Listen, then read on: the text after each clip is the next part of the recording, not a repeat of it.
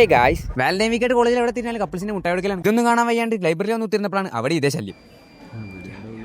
കൊടുക്കാൻ വേണ്ടി വിളിക്കുന്നു ഗൈസ്.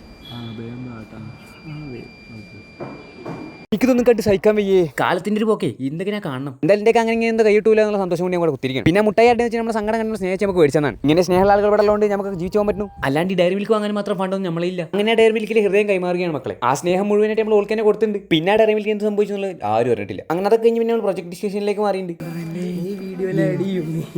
രണ്ട് ബ്ലോഗർമാർക്ക് നടുവിൽ ഒന്ന് കുടുങ്ങിയ പാവം സീനിയർ അവസ്ഥകൾ കാണുന്ന മക്കളെ. പാവം നിന്ന് മെഴുകിക്കൊണ്ടിരിക്കുകയാണ്. അങ്ങനെ മൂപ്പര പേര് കാരണം നമ്മൾ പിന്നെ മൂപ്പരൊന്നും ചെയ്യുന്നില്ല. അവിടെ നിന്ന് പിന്നെ നമ്മൾ നേരെ ചാടിക്കാണ് വന്നത്. പക്ഷേ ഒരുത്തനിലും 5 പൈസ അല്ല. ഉള്ള ചേരൊക്കെ പാടെ തട്ടിക്കൂട്ടി നമ്മൾ ചാടിക്കണം. ഇത് കഴിഞ്ഞിട്ട് പെരക്കുവാനായിട്ട് തന്നെ ഞാൻ വേഗം പോകുന്നു. അങ്ങനെ ചെക്കൻ്റെ സ്നേഹം കാരണം ഞാൻ റെയിൽവേ സ്റ്റേഷനിലേക്ക് നടക്കാതെ എത്തി. അങ്ങനെ സ്റ്റേഷനിലെത്തി അവിടെ നമുക്ക് പരിചിതമായ ഒരു മുഖം. പിന്നെ നോക്കുമ്പോൾ ഫസ്റ്റ് ഇയറിന്റെ കൂടെ പഠിച്ച മിസ് ജോളി തന്നെയാണ്. കുട്ടി കുറച്ച് ക്യാമറ ശേഖരണത്തിൽ കാണിക്കുന്ന പരാക്രമങ്ങളാണ് ഇതൊക്കെ. എന്തായാലും അവളെ ബുദ്ധിമുട്ടിക്കുന്നില്ല.